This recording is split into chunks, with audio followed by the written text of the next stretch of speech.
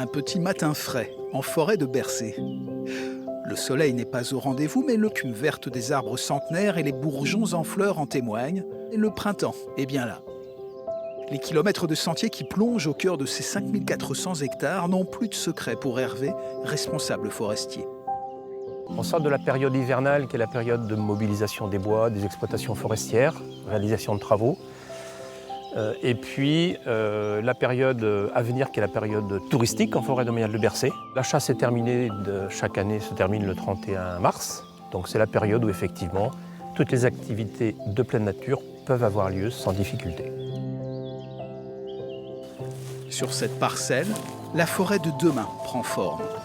Donc au printemps, c'est aussi la période de l'année, la saison de l'année, où on surveille nos plantations. Ici, on est sur du chêne, qui n'est pas le chêne que l'on trouve classiquement sur la forêt domaniale de Bercé. C'est un chêne qu'on trouve plutôt au sud de la France. Et ça, dans un objectif d'acclimatation du chêne au changement climatique à venir. À 3 km de là, Rémi, photographe et vidéaste animalier. Visiteur éclairé, il ne cherche qu'à se faire oublier, bercé par le chant de la forêt. C'est une saison vraiment extraordinaire. C'est la renaissance. On voit bien, il y a les fleurs, il y a les bourgeons, les premiers oiseaux arrivent, les lézards se chauffent au soleil. Et dans quelques temps, les renardeaux seront au terrier, les petits blaireautins aussi, la naissance des faons, des chevrières. Non, c'est vraiment une saison extraordinaire.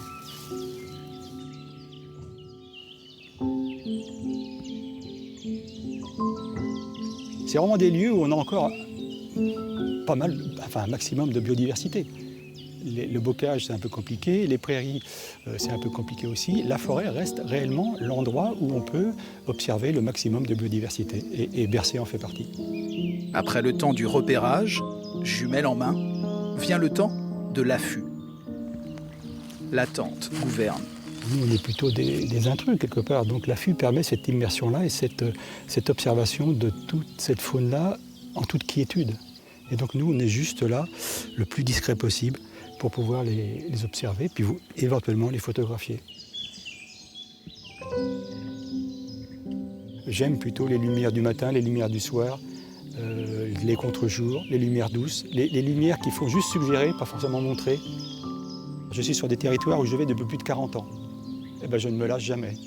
Chaque matin, c'est un nouveau matin. Et puis les meilleurs seront ceux de demain ou après-demain. Des matins frissonnants du printemps jusqu'aux grandes chaleurs de la saison prochaine, Bercé n'aura jamais fini d'exposer ses merveilles.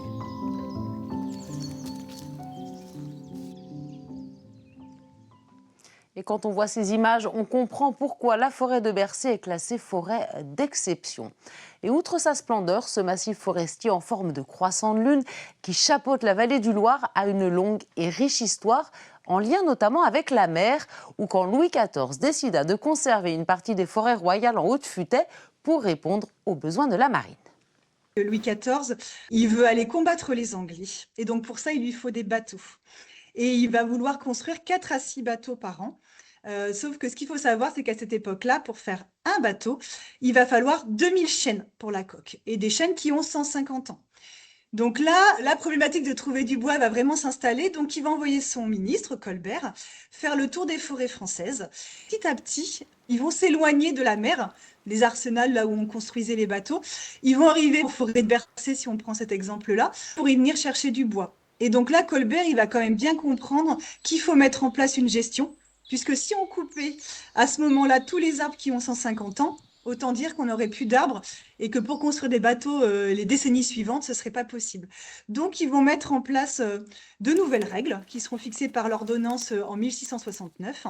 Et donc, ils vont mettre en place les prémices d'une gestion forestière qu'on retrouve encore actuellement. Et donc, la forêt de Bercé gagne en notoriété pour le bois de marine. Oui, mais voilà, ça ne va pas durer. Petit à petit, les bateaux ne seront plus construits en bois, mais en métal. Il va donc falloir trouver une nouvelle vocation à ces arbres, et ce sera la tonnellerie.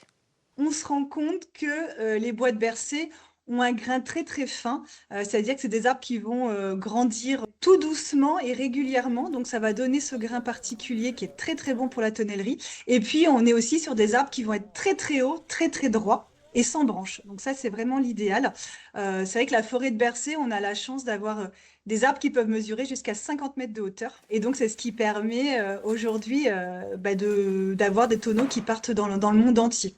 Donc ça, voilà, on dit que ça donne un petit goût de vanille aux vins qui vieillissent en fût de la forêt de Bercé. La forêt de Bercé qui a également participé à une reconstruction colossale. 8 de ces chaînes d'exception ont en effet permis de reconstituer le tabouret servant à l'illustre flèche de Notre-Dame de Paris, cet autre trésor de notre patrimoine ravagé par un incendie en 2019. Si vous voulez poursuivre ce beau voyage au cœur de l'histoire des hauts chênes centenaires de la forêt de Bercé, je vous invite à rejoindre Carnouta, la maison de l'homme et de la forêt, un lieu ludique et interactif situé dans le village de Jupille. De nombreuses animations y sont proposées. Enfin, immanquable également, si vous vous trouvez dans la région, le château du Lude et ses somptueux jardins. C'est l'un des derniers grands châteaux de la Loire encore habité par une famille dont les générations se succèdent depuis plus de 250 ans. Dernière splendeur, avant de nous quitter, aux portes de la ville du Mans, l'abbaye royale de l'Épau, haut lieu de l'ordre cistercien, un véritable bijou fondé au début du XIIIe siècle par la reine Bérengère de Navarre, veuve de Richard Cœur de Lion. C'est à découvrir absolument. Merci pour votre fidélité et à très vite pour de nouvelles découvertes.